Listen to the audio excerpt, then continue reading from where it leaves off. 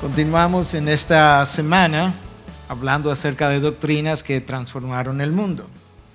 Y entre esas doctrinas que transformaron el mundo está la doctrina de la gracia, la salvación por gracia, sola gratia, que fue el eslogan de los reformadores. Pero dentro de esas doctrinas que transformaron el mundo, una de esas enseñanzas que ayudó a mucha gente a ver a Dios de otra manera, de una forma más soberana, es la doctrina de gracia irresistible. Es una de las doctrinas que Juan Calvino postuló, o más que Juan Calvino, sus seguidores le dieron el nombre de gracia irresistible. En un momento dado en que se cuestionaban las enseñanzas de Calvino, quien habló de esto, sin lugar a duda. Pero lo que hoy nosotros conocemos como el TULIP en inglés, que habla de esos 5 puntos de la doctrina calvinista, postulada de esa manera, no lo hizo Calvino, aunque sí estuvieron basados en las enseñanzas de Juan Calvino. Entonces, una de esas cosas que Calvino enseñó, basado en la palabra y que tenemos que verla en la palabra, es si realmente la gracia de Dios aplicada al hombre es irresistible. Y tenemos que entender lo que implica la irresistibilidad de esa gracia y lo que no implica. Porque yo creo que muchas veces el rechazo se debe a falta de entendimiento, como muchas veces ocurren las cosas. Cuando yo no entiendo algo, yo me resisto en creerlo. Pero cuando la palabra demuestra algo de forma fehaciente, es difícil argumentar, si no imposible, con la palabra. Y lo que queremos ver en esta noche otra vez es el veredicto de la palabra. Yo quiero comenzar con una cita de Oswald Chambers, que nos recuerda uno de los problemas que tenemos con relación a lo que es la gracia irresistible de Dios o simplemente el concepto de la gracia de Dios. Chambers dice lo siguiente: hay un cierto orgullo en la gente que les hace dar y dar, pero venir a aceptar un regalo es otra cosa. Voy a dar mi vida hasta el martirio, voy a dedicar mi vida al servicio, haría cualquier cosa. Pero no me humilles hasta el nivel del peor pecador merecedor del infierno y me dicen que todo lo que tengo que hacer es aceptar el regalo de la salvación por medio de Jesucristo. ¿Qué es lo que Chambers está tratando de comunicar? Que de cierta manera el hombre le gustaría tener una cierta participación en lo que es su salvación. Que cuando al hombre le enseñan, le predican que ciertamente él no tiene nada que ver en su salvación, que esto es algo que él recibe como gracia de Dios, como don de Dios, él se resiste a esa enseñanza. Y la razón por la que yo puedo hablar de esto es porque esta fue mi experiencia. Cuando yo descubrí en la palabra, sin que nadie me estuviera enseñando, simplemente el Espíritu de Dios y su palabra, que realmente yo no contribuía en nada a mi salvación, que no había esfuerzo humano, que no había dedicación humana, que no había nada que yo pudiera hacer en lo que tenía que ver con mi salvación, yo me resistí a creerlo. Y entré en una crisis emocional de 2 semanas continua, imparable, de cuestionamiento de qué clase de Dios era este, que yo no podía creer, que era imposible, hasta que Dios me enseñó, Él mismo por su Espíritu, y me dejó ver, tú tienes un solo problema con esta enseñanza, y es tu orgullo. Si tú no tuvieras el orgullo que tienes, para ti no fuera difícil aceptar lo que has encontrado, que lo has encontrado en mi palabra. De manera que tú tienes 2 opciones. O acepta lo que has encontrado, o sigue viviendo de manera hipócrita, negando lo que ya tú conoces. Y ese día finalmente yo hice la aceptación de que ciertamente la salvación es un monergismo, como le llaman los reformadores, es solamente dada, causada, producida por una sola persona, no un sinergismo entre yo y Dios, sino solamente dada por Dios. Y dentro de esa enseñanza y entendimiento está el principio de la gracia de Dios, que es irresistible. Vamos a conversar un poquito sobre eso. Hablamos la semana pasada, cuando hablamos de la gracia de Dios en general, que Dios tiene una gracia común y tiene una gracia especial. Gracia común es la que todos los hombres reciben. Pecadores, no pecadores, bueno, somos pecadores todos, pero creyentes y no creyentes. Cuando la palabra de Dios habla de que Dios hace salir el sol sobre buenos y malos y hace llover sobre buenos y malos, eso habla de una gracia común de Dios. Cuando hay una persona que no conoce a Dios y dentro de su naturaleza tiene una naturaleza benevolente, decimos, él tiene una gracia común. Cuando alguien no conoce a Dios, sin embargo es un hombre de cierta sabiduría, decimos en la sabiduría, en la gracia común de Dios, ese hombre ha experimentado sabiduría, porque es una gracia que Dios da de manera general.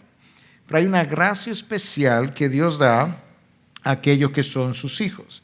Y esa gracia especial es recibida por los redimidos de Dios, dada a sus elegidos. Y yo voy a usar en el día de hoy muchos textos bíblicos, porque esta es una doctrina difícil de digerir para mucha gente, pero que está en toda la palabra de Dios, lo que es la gracia irresistible de Dios. Mira este texto de Romanos 11, versículos 5 al 7. Y de la misma manera también ha quedado en el tiempo presente un remanente, conforme a la elección de la gracia de Dios. ¿Te das cuenta que la elección es una elección que la gracia hace? Conforme a la elección de la gracia de Dios. Pero si es por gracia, ya no es a base de obras. De otra manera, la gracia ya no es gracia. Y si por obra, ya no es gracia. De otra manera, la obra ya no es obra. Entonces, ¿qué? Aquello que Israel busca no lo ha alcanzado, pero los que fueron escogidos lo alcanzaron y los demás fueron endurecidos. Ahí tú tienes con claridad un texto que ya vimos la semana pasada, pero que yo quería usar de conexión con esta semana, donde claramente Dios habla de un Israel, es un Israel que recibió las promesas de la tierra prometida en sentido general, una gracia común, pero un Israel que en su gran mayoría se perdió, quedó en el desierto, enterrado en el desierto, en su rebelión. Y luego entonces el cuestionamiento, ¿pero qué pasó con la nación? Y Pablo dice, no, espérate, dentro de la nación había un remanente.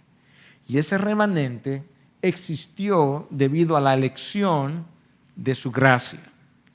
Y aunque los otros no alcanzaron salvación, los escogidos lo alcanzaron. Aquello que Dios había previamente escogido, ellos fueron receptores justamente de esa salvación. De eso es que está hablando este texto. Entonces, cuando nosotros hablamos de que esa gracia de Dios que hace la elección es irresistible, estamos hablando de que cuando Dios aplica su gracia a una persona, esa persona viene a sus pies de manera irremediable.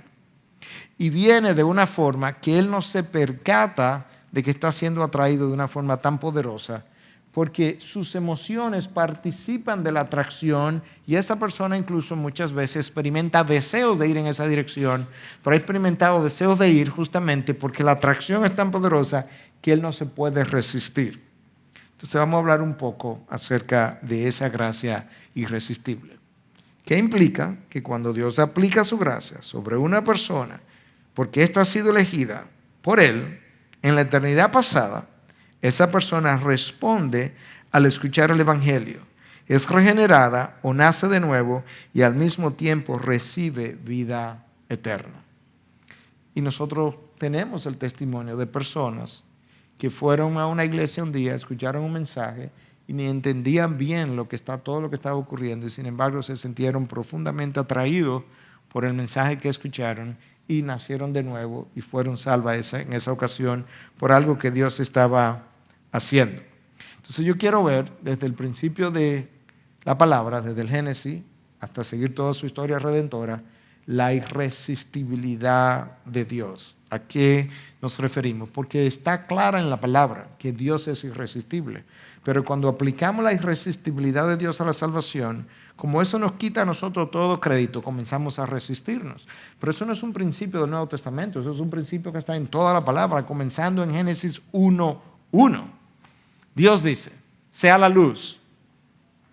¿Y qué pasó? Hubo luz. No había nada. La nada respondió. ¿Tú puedes creer eso? Que la nada responde a la voz de Dios.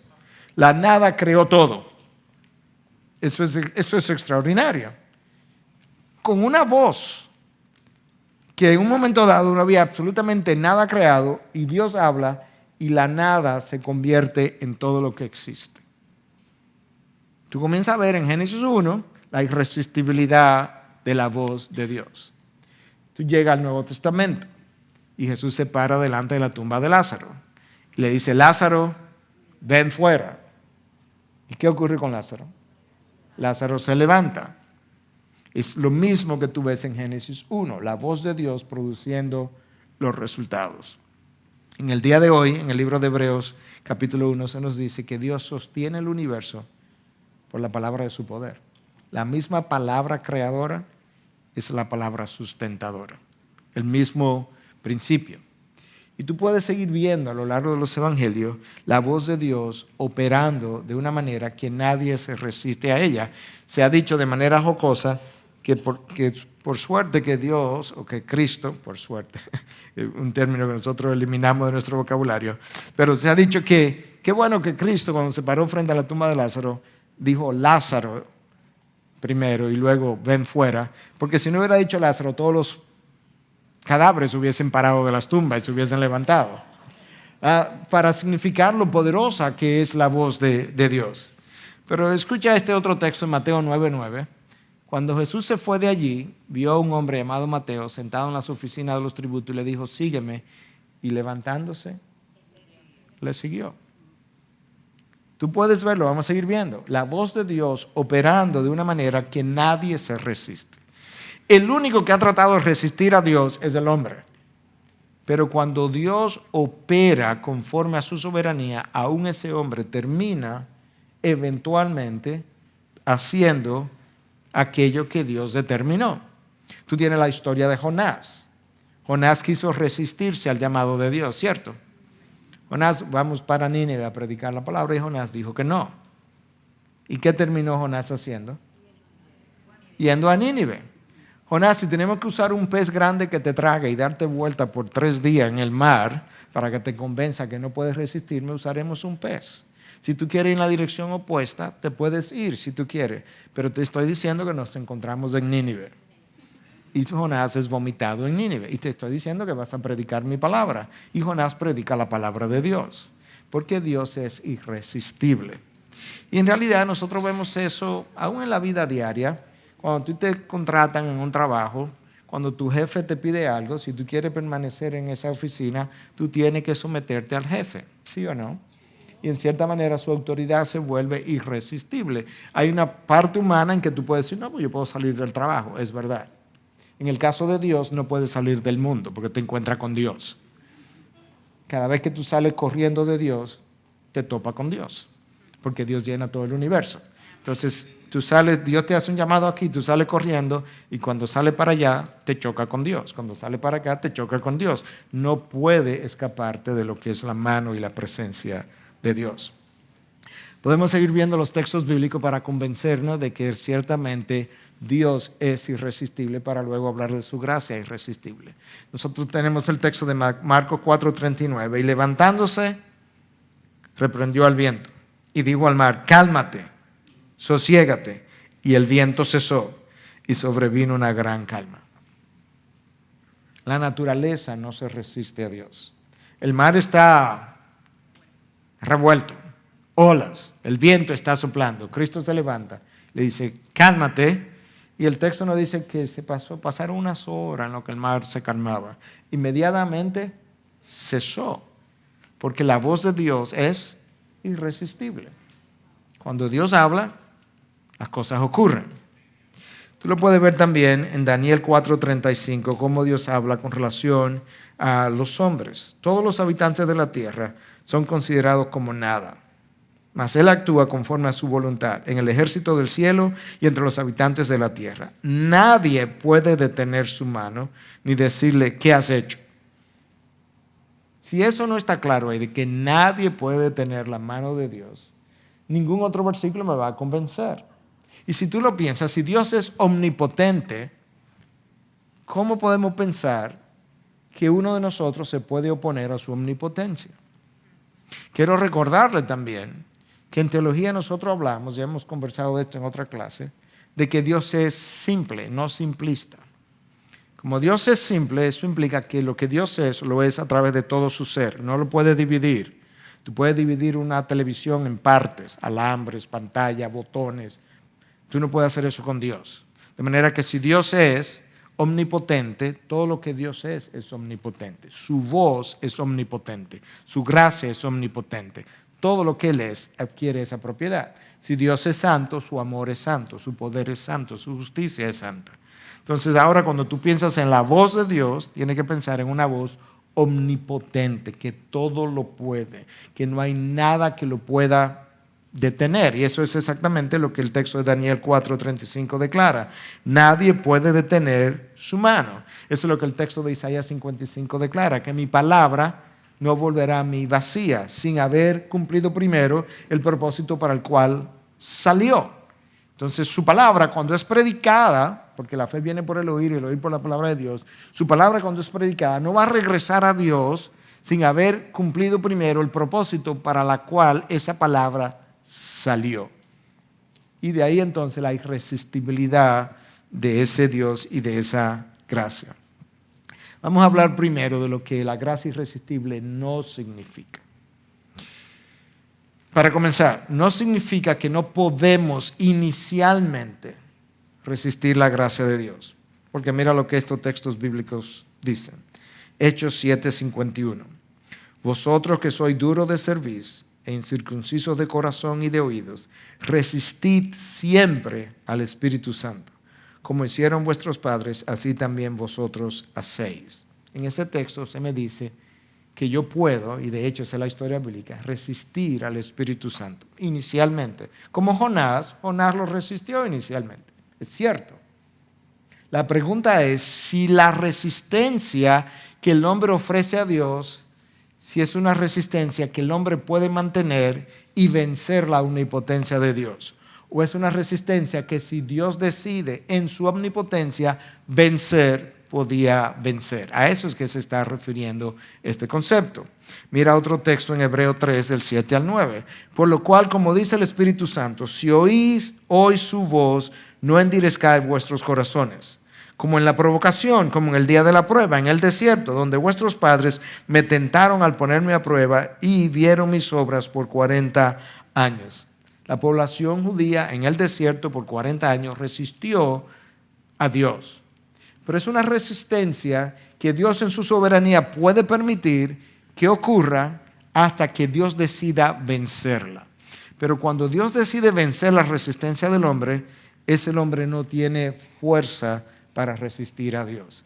A eso es que se refiere el concepto de irresistibilidad de Dios, y en el caso de la salvación, de la gracia irresistible de Dios. Por ejemplo, el apóstol Pablo perseguía a la iglesia. Él estaba resistiendo a Dios. Estaba resistiendo tanto a Dios que cuando Cristo se le aparece le dice: Saulo, Saulo, ¿por qué me persigues? A mí. Es a mí que me estás resistiendo. Ciertamente, ¿verdad? Pero ¿resistió Pablo la gracia irresistible de Dios? No. Inmediatamente Pablo responde a la voz diciendo: Señor.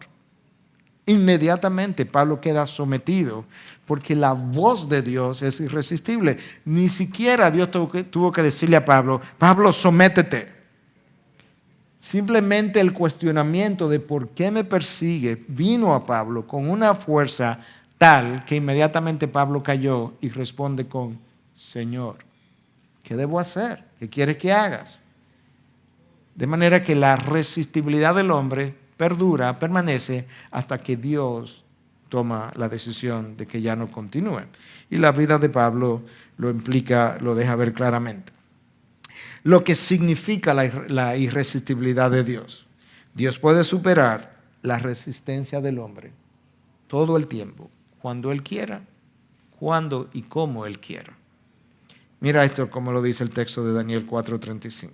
Todos los hombres de la tierra son considerados como nada, mas Él actúa conforme a su voluntad en el ejército del cielo y entre los habitantes de la tierra. Nadie puede detener su mano ni decirle: ¿qué has hecho? Ese es el texto que acabamos de leer. Nadie puede. El texto del Salmo 115:3 completa la idea. Nuestro Dios está en los cielos. Él hace lo que le place. Eso a nosotros no nos cae bien. No nos cae bien pensar en que un Dios que hace lo que le place, porque lo primero que viene a nuestra mente es el concepto del presidente dictatorial, del emperador orgulloso, autocrático, prepotente. los presidentes que América Latina ha tenido en el pasado. Esa es la idea. Y aparte de eso, nosotros juzgamos conforme a nuestro corazón, que es uno de los decires comunes de nuestra población, es que el ladrón juzga por su condición, el hombre juzga por su condición. Como el hombre lo único que conoce es la prepotencia, el orgullo humano, la dureza del corazón humano, cuando él oye algo así acerca de Dios, a sí mismo él juzga. Pero él se le olvida que ese es un Dios santo, santo, santo, dueño y señor del cielo y la tierra, creador de todo lo que existe, sustentador de todo lo que existe, que por gracia nos hace respirar todos los días, que por gracia hace que el sol salga, que por gracia nos da comida, que por gracia nos da el aliento de vida. De ese Dios de que estamos hablando. Entonces, cuando ese Dios hace lo que le place, un Dios que lo sabe todo y que es completamente santo, qué bueno que Él hace lo que le place. Porque si no, otra gente va a hacer lo que le place. Y para que lo haga esa gente, yo prefiero que lo haga el Dios 3 veces santo, justo, que sabe lo que hace, que nunca ha cometido un error y que nunca lo cometerá. Yo traté de obtener un pasaje del Antiguo Testamento, porque a veces cuando nosotros enseñamos alguna de estas cosas, pensamos, pero eso fue Pablo en el Nuevo Testamento, y se nos olvida que prácticamente todo lo que yo encuentro en el Nuevo Testamento, yo lo encuentro en el Antiguo Testamento también, revelado de otra manera. Y el principio de la gracia irresistible, que lo vamos a aplicar a la salvación, está en el Antiguo Testamento, pero visto de otra manera y en diferentes pasajes. Y yo lo que estoy tratando de demostrar primero es la irresistibilidad de Dios cuando Él opera e ilustrar de alguna forma cómo opera la irresistibilidad de Dios. Mire este texto de Números 22. Es un texto largo. Usted lo conoce, pero yo quiero que usted lo vuelva a ver otra vez para hablar de este atributo de Dios. Comenzando en el versículo 21. Y Balaam se levantó muy de mañana, aparejó su asna y se fue con los jefes de Moab. Pero Dios se airó porque él iba, y el ángel del Señor se puso en el camino como un adversario contra él. Y Balaam iba montado sobre su asna, y sus 2 sirvientes con él. Cuando el asna vio al ángel del Señor de pie en el camino, con la espada desenvainada en la mano, el asna se salió del camino y se fue por medio del campo. Pero Balaam golpeó al asna para hacerle volver al camino. El texto continúa. Entonces el ángel del Señor se puso en una senda estrecha de los viñedos, con una pared a un lado y otra pared al otro lado. Al ver el asna al ángel del Señor, se pegó contra la pared y presionó el pie de Balaam contra la pared. Entonces él la golpeó otra vez. Y el ángel del Señor se fue más lejos y se puso en un sitio estrecho donde no había manera de volverse ni a la derecha ni a la izquierda. Y viendo el asna, el ángel del Señor se echó debajo de Balaam. Y Balaam se enojó y golpeó al asna con su palo. Entonces el Señor abrió la boca del asna, la cual dijo a Balaam: ¿qué te he hecho yo que me has golpeado estas 3 veces? Y Balaam respondió al asna: porque te has burlado de mí. Ojalá tuviera una espada en mi mano que ahora mismo te mataba.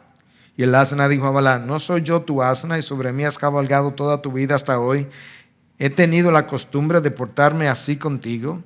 Y él dijo: no. Entonces el Señor abrió los ojos de Balaam, y él vio al ángel del Señor de pie en el camino, con la espada desenvainada en su mano, e inclinándose se postró rostro en tierra. Y el ángel del Señor le dijo: ¿por qué has golpeado a tu asna 3 veces?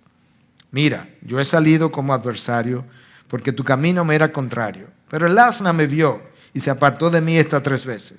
Si no se hubiera apartado de mí, ciertamente yo te hubiera matado ahora mismo, y a ella la hubiera dejado vivir. Y Balaam dijo al ángel del Señor: he pecado, pues no sabía que tú estabas en el camino para enfrentarte a mí. Pero ahora, si te desagrada, me volveré. El ángel del Señor respondió a Balaam: ve con los hombres, pero hablarás solo la palabra que yo te diga. Y Balaam se fue con los jefes de Balac. ¿Es Dios irresistible o no es irresistible? Si Dios tiene que usar una burra, usa una burra. Si Dios tiene que poner una asna a hablar, pone una asna a hablar. Lo increíble de Balaam es que Balaam se pone a hablar con la burra. Si la burra le contesta y él vuelve y le contesta. Porque Balaam debió haber salido corriendo en ese momento de la burra. Pero la terquedad del hombre es tal que él se pone a conversar con la burra. Es como, a Balaam nunca se le ocurrió, ¿y qué hace esta burra hablando? Así somos nosotros. Dios nos habla a través de circunstancias y nosotros resistimos las circunstancias que Dios está orquestando. E insistimos, e insistimos, e insistimos, y no se nos ocurre. Dios es soberano y esto está pasando porque Él está tratando de enviarme un mensaje. Dios nos envía personas nos llaman, personas nos escriben, personas nos paran en el camino y nos hacen un cuestionamiento. A mí nunca se me ocurre pensar, quizás esta es la burra de Balaam. Y a veces pensamos, incluso, mira este hablando, si este nació el otro día, pero este tiene un año en la fe cristiana y que hablándome a mí de eso. Bueno, la burra de Balaam no tenía ningún tiempo de haber nacido de nuevo y fue usada por Dios. Entonces nosotros ¿te das cuenta hasta dónde llega el orgullo y la terquedad del hombre? Pero Balaam estaba resistiendo a Dios hasta que Dios quiso. Cuando Balaam no respondió a la intervención de la burra, Dios, que es omnipotente, ¿qué hizo? Le abrió los ojos y le dijo, mira lo que tu burra ha estado viendo y que hasta ahora no has visto. ¿Y qué pasó? Balaam inmediatamente detuvo su resistencia, porque Dios es irresistible. Lo único que Dios tiene que hacer es abrirme los ojos para ver lo que yo no he podido ver. Él no tiene que hacer más nada, absolutamente nada. Dios pudiera aparecerse aquí, usted está resistiendo una enseñanza que yo estoy dando, por ejemplo, y Dios simplemente abrir los ojos de la congregación y permitir que Él está presente endosando eso que se está diciendo, y eso sería suficiente para que nosotros cayéramos de rodillas. Nadie puede resistir la presencia de Dios. Y eso es un buen texto para verlo. Si la voz de Dios es irresistible, es porque su ser es irresistible. Y si su ser es irresistible, sus propósitos son irresistibles. Cuando Dios se propone una cosa, Dios lo logra. La razón por la que las profecías de Dios se cumplen es porque Dios ha planificado lo que va a hacer y como nadie lo puede detener, eso va a ocurrir. Yo puedo decirle a ustedes, yo tengo planificado un viaje para New York mañana, pero puede ser que yo no me vaya mañana, porque puede ser que yo me muera esta noche, puede ser que yo me enferme esta noche, puede ser que el piloto se muera en el que iba a pilotear el avión, puede ser que el avión se dañe, puede ser que ocurra un terremoto y el aeropuerto esté cerrado, puede ser, 1000 cosas pueden pasar, porque yo no controlo el movimiento del universo. Pero como Dios controla la vida mía, la del piloto, la del avión, los terremotos, los sistemas huracanados, entonces Él puede predecir las cosas y garantizar que ocurran. De ahí es que viene su irresistibilidad en el hecho de que Él controla absolutamente todo lo que se mueve. Entonces mire este texto de Isaías 46, 10 al 11. Dios dice, yo soy que declaro el fin desde el principio y desde la antigüedad lo que no ha sido hecho. Yo digo, mi propósito será establecido y todo lo que quiero realizaré. Yo llamo del oriente a un ave de rapiña y de tierra lejana al hombre de mi propósito. En verdad he hablado, ciertamente haré que suceda, lo he planeado, así lo haré. Lo que Él planea, Él hace. Cuando Elías tenía necesidad de comida, ¿qué hizo Dios? Le mandó cuervos. Dio una orden para que los cuervos fueran y le alimentaran. Cuando al pueblo le faltó alimento, hizo que lloviera maná. Cuando le faltó agua, hizo que la roca diera agua. Cuando las aguas estaban amargas, hizo que las aguas se endulzaran a través de lo que Moisés hizo en cada uno de esos momentos. Nada resiste la mano de Dios. Si yo puedo ver eso antes de entrar a la salvación, cuando yo lo veo en la salvación, uno debiera decir, bueno, claro, es lógico. Si eso es lo que Dios siempre ha hecho. Si los mares no se oponen, si la tormenta no se puede oponer, si la nada tiene que producirlo todo cuando Dios habla, si los discípulos fueron llamados con un simple sígueme y se pararon y le siguieron, pues lógico que cuando tiene que ver con la salvación ocurra de una manera similar. Estamos hablando de un Dios completamente omnipotente. Mira al profeta Isaías como lo dice en el 14:27. Si el Señor de los ejércitos lo ha determinado, ¿quién puede frustrarlo? En cuanto a su mano extendida, ¿quién puede volverla atrás? Cuando uno revisa la historia de la iglesia y de los hombres en el pasado, la sociedad de las congregaciones tenía menos problema con la soberanía de Dios que en el presente. Hoy nosotros estamos muy acostumbrados a las democracias y todo se determina por voto y nada ocurre si no se toma un voto. Entonces nosotros a veces pensamos de manera subconsciente como que en la corte divina las cosas debieran tomarse por voto también. Entonces cuando oímos a Dios declarar en su palabra lo soberano que Él es, hoy tenemos dificultad. Pero en el pasado, como la gente estaba acostumbrada a los reyes y los reyes hacían y deshacían, el que entraba a los caminos de Dios y leía esto en la palabra, inmediatamente entendía, claro, no es rey. Así son los reyes. Y este es el rey de reyes. Entonces nosotros tenemos que entender que en la corte celestial no hay democracia. La palabra de Dios literalmente dice, ¿con quién ha consultado Dios? ¿A quién le ha pedido consejo?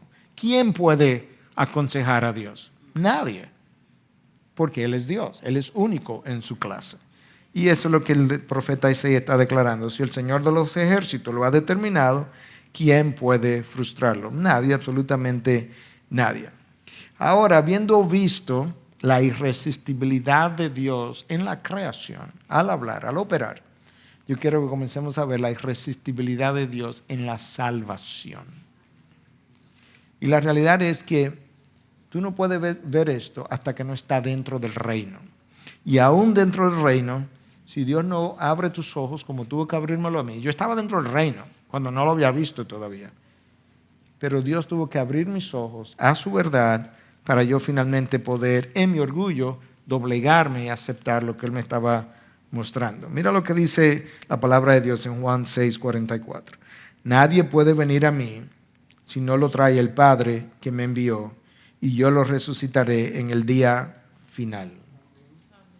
La palabra traducida ahí como trae es una palabra en griego, helkuo, H-E-L-K-U-O, que significa ser arrastrado por una fuerza irresistible.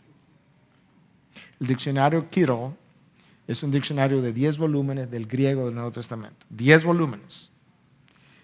En ese diccionario dice que el cubo significa ser arrastrado por una fuerza irresistible. De manera que el texto pudiera leerse de esta manera. Nadie puede venir a mí si no lo trae la fuerza irresistible del Padre que me envió, y yo lo resucitaré en el día final. De hecho, esa palabra, el cubo, solamente aparece 3 veces en el Nuevo Testamento. En las otras 2 veces es traducida como arrastrar. Nadie puede venir a mí si mi Padre no lo arrastra. Y eso es como Dios lo hace. Lo único que nosotros no lo vemos. Por ejemplo, en el caso de muchos de los miembros de nuestra familia, nosotros tuvimos un accidente donde mi hermano, que era piloto, murió. Y después de eso yo, mi hermano, mi otro hermano, vinimos a los pies de Cristo. Nosotros lo vemos como un accidente de la vida que pasó, como se mueren otros. Pero nosotros fuimos arrastrados por circunstancias que vivimos, emocionales. Lo que nosotros no vimos fue un letrero en el cielo que decía, te estoy arrastrando. Porque eso no es como Dios opera. Entonces las circunstancias que vivimos frecuentemente son circunstancias que Dios orquesta para traerme por los caminos que yo no hubiese tomado de otra manera. Nosotros tenemos múltiples puertas en la vida y frecuentemente tratamos de abrir una y no nos da. Bueno, trato esto otro y tampoco, trato esto otro y tampoco. Y hay una que yo abro y resulta que sí abrió. Esa fue Dios cerró todas las demás y me abrió esta sola puerta. Y yo lo veo como algo que le pasa a la gente, pero no es algo que le pasa a la gente, es algo que Dios venía orquestando para que yo entrara por el camino que Dios me estaba indicando. Y esas puertas se volvieron irresistibles porque todas estaban cerradas hasta que yo encontré la puerta que Dios me había abierto. Continuamos. En la historia de Jonás, ya yo les mencioné, me adelanté un poco para que pudiéramos ver la irresistibilidad de la gracia. Dios declara salvación para Nínive en su soberanía. Pero no solamente declaró salvación para Nínive, sino que en su soberanía declaró el medio a través de del cual Dios los iba a salvar. Y ese medio era Jonás. Y él llama a Jonás. Dice, Jonás, quiero que vaya a predicar a Nínive. Jonás decide que no quiere ir. ¿Usted recuerda por qué Jonás no quería ir? Porque Jonás conocía a su Dios. Y Jonás le dice a Dios, es que yo te conozco. Y tú te atreves a salvarlo. Y ellos no merecen salvación. Yo no voy para allá. O sea, el problema de Jonás no era solamente los ninivitas, era Dios. Por un lado, yo conozco a los ninivitas y por otro lado, yo sé cómo tú eres. Tú te atreves a salvarlo. Y yo no quiero que se salven porque ellos no merecen salvación. Y Jonás decide que él va a ir en sentido contrario. Y le dice, está bien, Jonás. Pero como nadie puede resistir mi voz, tú eres el profeta. Y Jonás, usted sabe la historia, ¿verdad? Termina en Nínive predicando la palabra. Y Nínive termina arrepintiéndose tal cual Dios había predicho. Y al final de la historia, Jonás está debajo de un árbol. Y el árbol se le seca y Jonás está airado. Y le dice, Jonás, ¿cuál es tu problema? ¿Por qué estás airado? ¿Tú tienes razón para estar airado? Y Jonás le dice, yo tengo razón hasta morirme. O sea, Jonás todavía está airado. ¿Sabe por qué Jonás estaba airado? Porque Dios había salvado a los ninivitas. A través de un profeta que no quería ser profeta. A través de un predicador que no quería predicar la gracia de Dios. ¿Tú sabes cuán irresistible es la gracia de Dios? Que la gracia de Dios es predicada por un profeta que no quiere que la gracia de Dios funcione. Y la gracia de Dios operó de la misma manera. Porque no depende del profeta ni del pastor. Depende de la irresistibilidad de la gracia de Dios. Ese es el único caso en toda la historia bíblica de un profeta contrario a su propia voluntad que sirve de instrumento para la salvación de toda una población. Con lo cual Dios demuestra, no es el hombre, no es el profeta, no es el pastor, soy yo. Si yo quiero usar una burra un día, como la burra de Balaam, yo uso una burra. Y mi palabra será tan efectiva como si lo hubiese predicado Charles Spurgeon. Porque el día que la burra de Balaam habló, Balaam escuchó lo que la burra dijo, incluso se puso a hablar con ella. Job era un hombre recto, dice Dios, un hombre intachable. Ese es el objetivo de Dios para Job. Y Job entró en una prueba, como usted conoce. Y en esa prueba Dios hizo cosas con Job y permitió cosas en Job y le enseñó cosas a Job. Y Job defendió su integridad todo el tiempo. Y Job tenía muchas preguntas para Dios. Y cuando Dios se le aparece, en su soberanía decide que Dios decidió que no le iba a responder ninguna pregunta a Job. Que él primero le iba a hacer a Job 63, 64 preguntas. Que están ahí. Y le dice a Job al final, cuando tú respondas a esa pregunta, hablamos. Y no le respondió nada de lo que Job quería saber. Y esto fue lo que Job dijo. Aparece en 42, 1 y 2. Yo sé que tú puedes hacer todas las cosas y que ningún propósito tuyo puede ser estorbado. Yo me arrepiento, puso la mano sobre su boca en polvo y ceniza. La única razón por la que nosotros no hemos dicho cosas así es porque Dios no se me ha aparecido, ni me ha hablado. Pero si Dios se me apareciera y me hablara, el simple hecho de la voz, la autoridad, el poder, la fuerza de esa voz llegando a mi interior, me haría caer de rodillas. Y me haría sentir, ¿quién soy yo? Como Job se sintió. Yo me arrepiento en polvo y ceniza. Yo antes te había oído de ti, pero ahora mis ojos te han visto. ¿Quién soy yo para contender con el Hacedor? Lo que Dios hace con muchos de nosotros es que Él nos da soga. Tú quieres ir en esa dirección, como Jonás. Tú quieres ir, mira, ve, nos da soga. Pero sabes que la soga tiene un límite. Y cuando yo llego al límite de la soga, y ahí yo descubro que Dios me está llamando. Y muchas veces no es que lo descubro, yo admito que Dios me está llamando, porque ya lo venía sospechando. La irresistibilidad de la gracia de Dios aparece en todos los libros de la Biblia, por así decirlo. Mire este texto de 1 de Pedro 1:3. Bendito sea el Dios y Padre de nuestro Señor Jesucristo, quien según su gran misericordia nos ha hecho nacer de nuevo a una esperanza viva, mediante la resurrección de Jesucristo de entre los muertos. La frase que yo subrayé ahí es, nos ha hecho. No es que Él me dio la oportunidad. No es que me hizo una oferta. No, Él me hizo nacer. De la misma manera que el bebé de una madre nace. ¿Pudiera alguien explicarme qué hace un bebé que está en el vientre de una madre para nacer.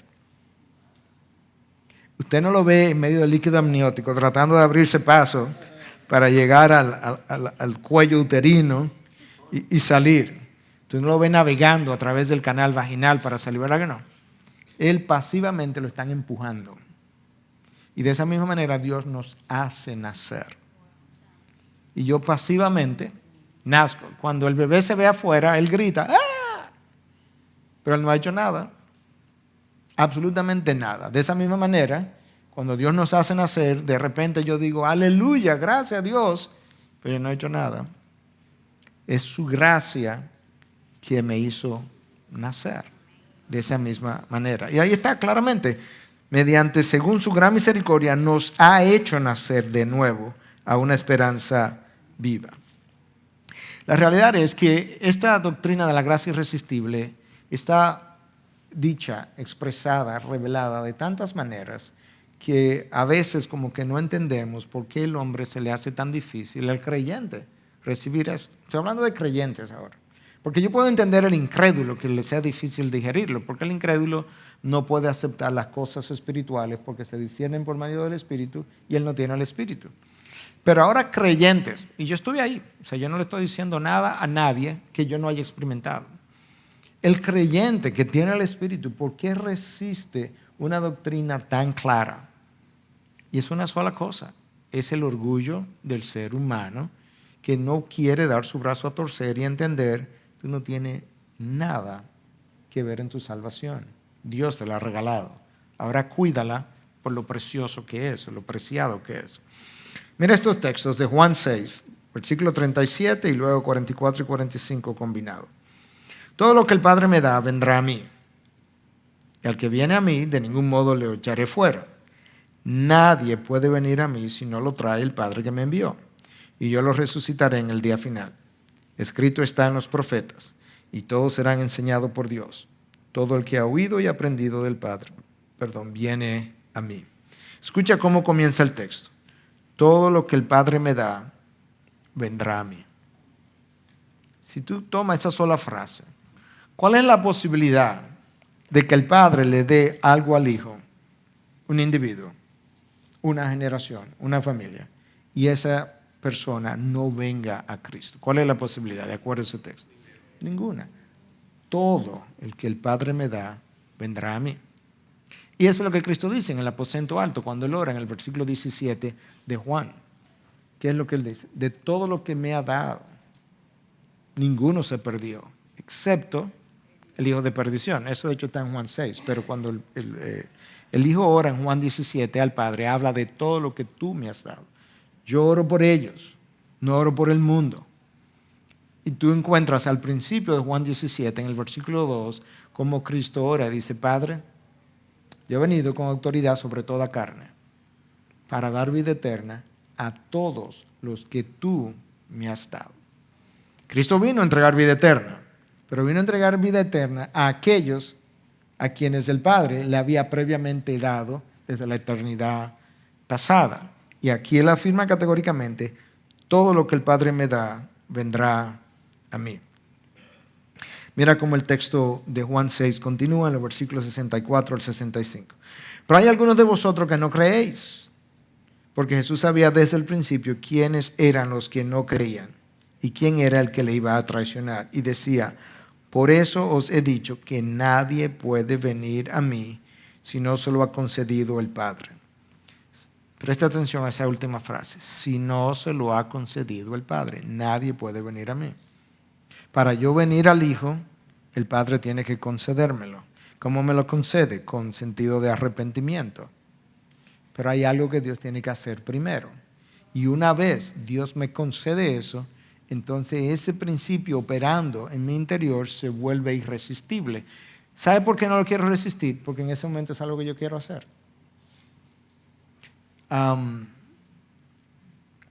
Es como un niño que le ponen un bizcocho, su bizcocho preferido delante, y su mamá le ha dicho que no se lo coma, pero él no se puede resistir y se lo come. Como quiera, desobedece. Él se lo comió obedeciendo su voluntad, que era el deseo de comerse el bizcocho. Cuando ese hombre recibe la gracia de Dios, su inclinación interna cambia. Y esa inclinación ahora es querer ir donde el Hijo, a buscar, encontrar salvación. De tal manera que él no se va a resistir porque él mismo no quiere la resistencia ya. Él ha sido convencido por lo que es la gracia de Dios operando en él. Vamos a ver el mismo principio de otra forma en otro libro para que podamos ver lo que son pasajes que lo hemos visto los pasajes múltiples veces, pero de alguna manera no se nos ha quedado la enseñanza. En el libro de los Hechos, capítulo 16, aparece el apóstol Pablo llegando a la región de Filipo. Y en Filipo no había sinagoga. Como no había sinagoga, él se fue al río y se encontró a unas mujeres. Y él comenzó a predicar la palabra a esas mujeres que estaban allí. Y resulta que había entre ellas una mujer de nombre Lidia. Mira lo que el texto dice. Y estaba escuchando cierta mujer llamada Lidia, de la ciudad de Tiatira, vendedora de telas de púrpura, que adoraba a Dios. Y el Señor abrió su corazón para que recibiera lo que Pablo decía.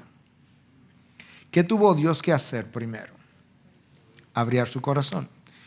Si Dios no abre el corazón de Lidia, ¿qué hubiese hecho Lidia? Hubiese rechazado la enseñanza de Pablo. Pero Lidia no rechaza la enseñanza de Pablo. ¿Por qué Lidia no rechaza la enseñanza de Pablo? Porque había sido previamente preparada por Dios. Lidia la recibe ejerciendo su voluntad, pero es una voluntad que ya ella tiene cambiada y ahora quiere abrazar lo que Pablo le está diciendo porque Dios abrió su corazón. Esa es la gracia operativa irresistible de nuestro Dios, que te ayuda a ver lo que no está viendo. Por eso decimos, por ejemplo, pensando en la voluntad de Dios, si nosotros supiéramos todo lo que Dios sabe, nosotros diseñaríamos nuestra vida exactamente como está ahora. Porque así que Dios la ha diseñado. No sé si entiende el principio. La razón por la que nosotros a veces resistimos la obra de Dios es porque no estamos viendo lo que Dios ve. Pero si Dios me permite ver lo que Él ve, yo no lo voy a seguir resistiendo. De ahí que en ocasiones, yo he usado esta ilustración, alguien me preguntó en una ocasión que si yo tuviera la oportunidad de volver a vivir y que Dios me dijera, ok, pídeme lo que tú quieras, que si yo le pediría a Dios que me diera la próxima vida con diabetes o sin diabetes. Yo dije, claro que con diabetes. Y la persona me vio como medio raro. Y dije, claro, porque yo decirle a Dios que me dé la próxima vida sin diabetes, es decirle que ya que Él se equivocó en esta vida, que me dé un segundo chance y que corrija lo que Él hizo mal la primera vez. Pero como yo sé que Él no se equivocó al darme diabetes en esta vida, yo le pediría la próxima vida con la misma diabetes porque Él no se ha equivocado. Si tú ves lo que Dios ve, tú nunca vas a resistir la voz de Dios. Por eso Dios es irresistible. Lo único que Él tiene que hacer es abrirte los ojos. No tiene que hacer más nada. Él no tiene que convencerte de nada. Él lo único que tiene que hacer es permitirte ver lo que Él ve. Como en el caso de la burra de Balaam. Él abrió los ojos y Balaam pudo ver al ángel del Señor que hasta ese momento no lo había visto. Tan pronto lo vio, ya se terminó la lucha. Y eso es como la gracia irresistible de Dios opera. Mira lo que dice Juan 3, 27. Es un texto muy conocido que tiene que ver con el nuevo nacimiento. Respondió Juan y dijo, un hombre no puede recibir nada si no le es dado del cielo. ¿Qué tiene que ocurrir primero para yo recibir una enseñanza, salvación? ¿Qué tiene que ocurrir primero? De acuerdo a este texto, que me sea dado del cielo. Un hombre no puede recibir nada si no le es dado del cielo primero. Esa es la irresistibilidad de su gracia. Romanos 9:16. Pablo hablando de Jacob, de Esaú, mellizos, compartían el mismo vientre, la misma madre, el mismo padre. A Jacob amé, a Esaú aborrecí. ¿Y qué dice Dios en ese contexto? Así que no depende del que quiere, ni del que corre, sino de Dios que tiene misericordia. No depende del que quiere, porque nadie quiere. Nadie busca de Dios, dice Romanos 3:11. No depende del que corre, porque nadie corre detrás de Dios. Nadie busca de Dios. Depende solamente de Dios que tiene misericordia. Y esa misericordia, aplicada al corazón del hombre, convence a ese hombre de que realmente Dios es alguien digno de ser seguido. Entonces, cuando pensamos en Cristo y lo que Él enseñó acerca de la salvación, para nosotros ver si realmente la salvación o la gracia de Dios en la salvación es irresistible, tenemos que poner estos textos que ya hemos ido revisando, pero lo vamos a ir agrupando para que usted lo pueda ir viendo y digiriendo de una mejor manera. Juan 6:44. Nadie puede venir a mí si no le atrae el Padre que me envió. El cuo, ya vimos ese texto. Juan 6:37. Todo el que el Padre me da, vendrá a mí. Juan 6:39. Y esta es la voluntad del que me envió, que de todo lo que Él me ha dado, yo no pierda nada. Juan 17:2. Por cuanto le diste autoridad sobre todo ser humano, para que dé vida eterna a todos los que tú le has dado. Una y otra vez. Mira los textos de nuevo. Nadie puede venir a mí si el Padre no le atrae. Todo el que el Padre me da, va a venir a mí. Esta es la voluntad del Padre, que de todo lo que Él me ha dado, yo no pierda nada. Y le diste autoridad sobre toda carne, para que dé salvación a todos los que tú me has dado. La soberanía de Dios proclamada en la salvación y vista a través de diferentes pasajes. ¿Qué más enseñó Cristo con relación a la salvación que me permita ver que ciertamente la gracia de Dios es irresistible? Mira este pasaje. Yo les dije al principio de esta clase que iba a usar múltiples pasajes bíblicos a propósito, donde de cierta manera la palabra enseñe más o hable más de lo que yo pueda decir, porque es una doctrina que muchas veces es difícil de digerir y de entender. Mateo 22:14. Muchos son los llamados y pocos los escogidos. Muchos los llamados, pocos los escogidos. Pero esos escogidos, lo que reciben, que los muchos no reciben, es su gracia especial, irresistible, que los hace venir. Entonces hay un llamado común cada vez que la palabra se predica, pero dentro de esa multitud común que escucha la palabra, hay unos escogidos a los cuales Dios aplica su gracia irresistible y ellos responden a esa predicación precisamente por el principio de la irresistibilidad de la gracia de Dios. Mire este texto de nuevo, pero ya un poco más ampliado, donde se nos habla de Lidia, la que escuchó lo que Pablo tenía que decir. En el libro de los Hechos, capítulo 16, versículos 13 y 14. El día de reposo salimos afuera de la puerta, a la orilla de un río, donde pensábamos que habría un lugar de oración. Nos sentamos y comenzamos a hablar a las mujeres que se habían reunido. Y estaba escuchando cierta mujer llamada Lidia, de la ciudad de Tiatira, vendedora de telas de púrpura, que adoraba a Dios. Y el Señor abrió su corazón para que recibiera lo que Pablo decía. Había muchas mujeres ahí. Sin embargo, ¿a cuántas de esas mujeres dice el texto que Dios le abrió el corazón? A Lidia. Esa es la realidad. Pero tú ves esa gracia de Dios operando de esa manera a lo largo de toda la palabra. Cuando Cristo bajó a la piscina de Betesda, habían cientos de enfermos. ¿Cuántos fueron salvos? Uno. Cristo tenía el poder y la autoridad para haberlos sanado a todos. Sin embargo, a uno solo sanó. Él recibió gracia especial ese día. Porque Dios en su soberanía sabe lo que hace, tiene un propósito y lo lleva a cabo según su voluntad. Entonces, a veces decimos que si la gracia de Dios es irresistible, que si el hombre puede ser salvo en contra de su voluntad. De hecho, en el comité examinador, delante del cual yo tuve que defender mis posiciones teológicas para la ordenación pastoral, esa fue una de las preguntas. Porque yo tenía pastores examinándome que eran calvinistas, que creían en la doctrina de la gracia y de la elección, y pastores que eran armenianos que no la creían. Y yo era el examinando. Era como, ¿y por qué me hicieron eso? Y uno de ellos me preguntó que si entonces yo creía que el hombre era salvo en contra de su voluntad. Yo le dije, absolutamente que no. Lo que ocurre es que cuando la gracia de Dios es aplicada a mí, mi voluntad es cambiada. Y ahora yo ejerzo mi voluntad, pero es una voluntad cambiada. Entonces no es en contra de mi voluntad, porque mi voluntad ahora quiere. Pero mi voluntad ha sido cambiada por la gracia de Dios. Y eso es lo que ocurre. Cuando Dios abre los ojos del pecador, regenera su espíritu, libera la voluntad del hombre, entonces ese hombre que no quería, ahora quiere. Él quiere arrepentirse. Eso es voluntario y eso es sincero. Pero él antes no quería. ¿Cuánta gente no ha oído un mensaje y otro mensaje y otro mensaje? Y un día se dio. ¿Por qué se dio? Porque ahora Dios abrió sus ojos, su voluntad fue cambiada y lo que él antes no quería, ahora él quiere. Y esa es una de las razones por las que muchas veces en consejería, cuando hablamos con alguien acerca de su esposo, su esposa, sus hijos, familiares, amigos, es que yo no sé, ¿cómo es que si es tan claro, si tú le hablas, si eso está tan claro en la palabra, ¿por qué es que no lo cree? Tranquilo, que eso es Dios que tiene que hacer ese trabajo. No lo ve porque los ojos le están vedados. Es como decirle a un ciego, pero tú no lo ves eso, yo te lo estoy poniendo delante de tus ojos, eso está tan claro. Pero mira, hermano, te lo voy a poner más grande. Se lo puede poner de todo el tamaño que tú quieras. Él es ciego. Ahora, si tú le abres los ojos al ciego, él podrá ver.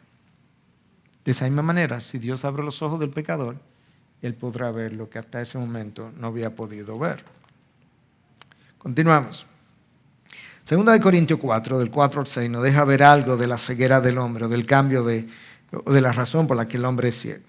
En los cuales el Dios de este mundo ha cegado el entendimiento de los incrédulos, para que no vean el resplandor del evangelio de la gloria de Cristo. ¿Escucharon? Los incrédulos tienen el entendimiento cegado, para que no vean el resplandor del evangelio de la gloria de Cristo, que es la imagen de Dios. Porque no nos predicamos a nosotros mismos, sino a Cristo Jesús como Señor, y a nosotros como siervos vuestros por amor de Jesús. Pues Dios, que dijo que las tinieblas resplandeciera la luz, es el que ha resplandecido en nuestros corazones para la iluminación del conocimiento de la gloria de Dios en la faz de Cristo. El Dios de este mundo nos ha cegado el entendimiento. Y Dios, que un día dijo, sea la luz, y fue la luz, lo vimos en Génesis 1, ¿cierto? Un día en el corazón oscuro del pecador, Dios dice, sea la luz, y el hombre recibe la luz y nace de nuevo. Es el mismo principio operativo. En el caso de la nada, cuando Dios dijo, sea la luz, y hubo luz. Y en el caso del hombre que está en oscuridad, y Dios dice, sea la luz, y él nace de nuevo. La misma cosa. Su gracia es irresistible. Si yo puedo ver su gracia, puedo entender su irresistibilidad. Recuerda que la palabra de Dios nos dice que el hombre está muerto en delitos y pecados, ¿cierto? ¿Qué pasó para que Lázaro se levantara de entre los muertos cuando estaba muerto? ¿Qué pasó? Que Dios decidiera. Cuando Dios decidió, le dije, Lázaro, ven fuera. ¿Qué hubiese pasado si Cristo se para frente a Lázaro y se queda ahí viéndolo? Nada. Pero cuando su palabra sale y no vuelve vacía, sin realizar los propósitos para la cual salió, cuando Cristo dice, Lázaro, ven fuera, la palabra salió para levantar a Lázaro. No va a regresar a Cristo sin que Lázaro fuera levantado primero. Mira lo que dice este texto de Juan 1, versículos 12 y 13. Pero a todos los que les recibieron, les dio el derecho de llegar a ser hijos de Dios, es decir, a los que creen en su nombre, que no nacieron de sangre, ni de la voluntad de la carne, ni de la voluntad del hombre, sino de Dios. ¿Quiénes llegan a ser hijos de Dios? Aquellos que los recibieron en su nombre. ¿Quién decide que lleguen a ser hijos de Dios? Ahí está claro. Los que creen en su nombre, que no nacieron de sangre, ni de la voluntad de la carne, ni de la voluntad del hombre. Esos hijos de Dios no llegaron a ser hijos de Dios por la voluntad de ellos, sino por la voluntad de Dios. Yo puedo resistirme, como yo lo hice por un par de semanas, a creer estos textos. Lo que yo no puedo decir es que no hay texto que lo enseñen. Que ese era mi problema. Yo no quería creer los textos que ampliamente, claramente, determinantemente enseñaban que la salvación es completamente de Dios y que viene por gracia y que esa gracia es irresistible. Yo no quería aceptar eso. Pero lo que yo no podía decir es, la Biblia no enseña eso. No, la Biblia enseña eso de principio a fin. Todo el tiempo, completamente. Nadie puede oponerse a tus propósitos. Ahora, yo puedo decir, pues yo no lo acepto. Bueno, eso yo lo dije. Yo lo dije por un par de semanas. O sea, que yo sé que uno puede hacer eso. Yo no puedo creer, es que no puede ser. Y yo quería buscarle la vuelta, pero mientras más vuelta le daba, más llegaba a la conclusión. Pero la Biblia lo dice, pero la Biblia lo dice, pero la Biblia lo dice. Y al final yo me arrepentí. Yo era creyente ya. Yo me arrepentí de mi terquedad y de mi orgullo, de no querer creer algo que Dios había enseñado en su palabra de una manera clara y de forma repetitiva. Y tiene todo el sentido del mundo. Yo le voy a poner un solo ejemplo ilustrativo. Usted tiene un hijo. El hijo se quiere tirar del puente. Usted es omnipotente. Usted decide que su hijo no se va a tirar del puente. Usted es omnipotente. ¿Usted cree que lo va a poder detener o no? Claro que sí, ¿verdad? Si usted decidiera que ese hijo haga lo que él quiera, aun cuando usted sea omnipotente y él se tira del puente, ¿qué va a pasar con el hijo? Se va a tirar del puente. Pero al final fue su omnipotencia que decidió una cosa o la otra. Bueno, Dios es omnipotente. Eso no está en discusión. Entonces, como Dios es omnipotente, no hay nada que Él quiera hacer que Él no pueda lograr. Y por tanto, cuando Él aplica su omnipotencia de su gracia, eso que es su gracia se convierte en algo irresistible, porque Él es omnipotente. Eso, a la luz de la lógica humana, incluso tiene sentido. Claro, si Dios es omnipotente, su gracia tiene que ser omnipotente. Y si es omnipotente, tiene que ser irresistible, porque entonces ya no sería omnipotente. Y eso es uno de los principios que nos ayudan a ver a Dios en toda su grandeza, en todo su poder, en toda su majestad. Pone a Dios en su lugar, pone al hombre en el suyo, y el hombre puede responder de una manera más reverente al Dios que mucha gente no ha visto. Nosotros tenemos todavía en nuestra mente un Dios muy humanizado, muy como nosotros. Y por eso medimos también su gracia como la nuestra, su poder como el nuestro, con limitaciones. Pero eso no es el Dios que está proclamado en la palabra de Dios. Y si Dios te permitiera ver cómo Él es, tú no quisieras que fuera de otra forma. Yo no quisiera que la elección de la salvación tuviera en el hombre. Imposible. ¿Cómo? No se salvaría el hombre. ¿Cómo puede Dios poner la eternidad de mi vecino sobre los hombros míos cuando a lo mejor a mí ni me cae bien el vecino? Que no debiera ser, pero ese es el ser humano. ¿Tú piensas que Dios va a permitir que el vecino, vamos a ponerlo de otra manera? Yo tengo un par de días enfermo, estoy aquí parado, no sé ni cómo, pero estoy enfermo.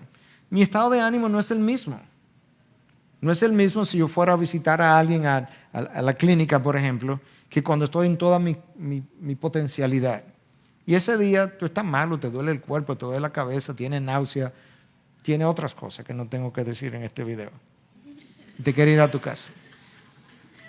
Entonces ese día ese paciente se murió. Y se fue al infierno. Porque el doctor Núñez no le predicó la palabra. O sea, ¿tú piensas que ese es el Dios de la Biblia? Que permitió que una enfermedad banal lo devolviera para su casa sin la oportunidad de predicarle la palabra, y él tuvo que irse al infierno porque el pastor Núñez no hizo su mejor esfuerzo. No. O sea, si Dios es Dios, Él tiene que determinar el final de los seres humanos. Y Él hace eso por su gracia, a través de su gracia irresistible. De manera que hasta que yo no vea a Dios como Dios realmente es, yo no voy a comenzar a adorarlo como Él merece ser adorado. Yo siempre voy a estar encontrando razones para otorgarme un poco del crédito, subirme a mí un poco de estatura y bajar a Dios un poco de donde Él realmente está. Yo creo que estos principios nos ayudan a ver a Dios verdaderamente por lo que Él es. y eso puede transformar la mente, el corazón del hombre, una familia, una iglesia, una sociedad.